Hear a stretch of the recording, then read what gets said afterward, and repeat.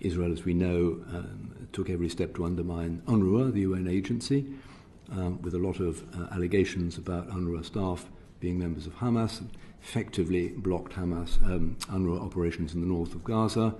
The World Central Kitchen withdrew after the attacks on its convoy. So the distribution of the aid that is piling up outside Gaza is itself extremely difficult. No doubt the situation within Gaza to distribute aid is very difficult.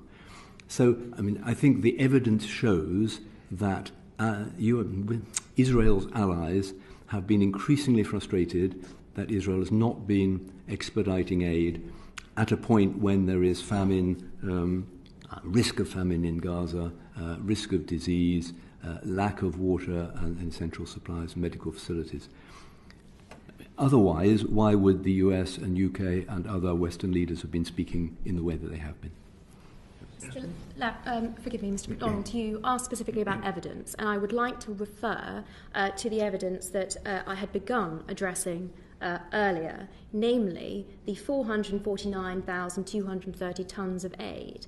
It was asked how this compared with previous lorries of humanitarian assistance entering Gaza. It far outstrips the previous. It is also over 3 times the humanitarian provision that the World Food Programme estimates is required to feed the entire population of Gaza. And therefore we must ask ourselves, what is the impediment? Clearly, the 650 lorries that are waiting to be distributed factor into that, but it is also significant that the Fatah authorities have over the last few days been clear that Hamas in Gaza is hijacking aid, is depriving civilians of that aid, is stockpiling it, and is selling excess aid off in the black market at inflated prices. It has also been accused of killing aid workers in an attempt to generate a humanitarian crisis.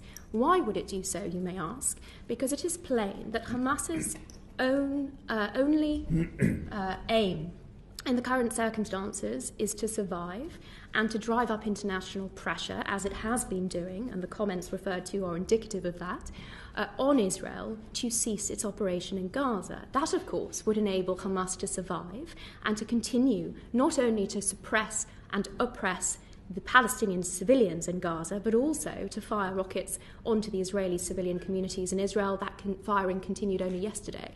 So that is an important aspect of the evidence that we have, the volume of aid going in and the real reasons as to why there may still be shortages in Gaza.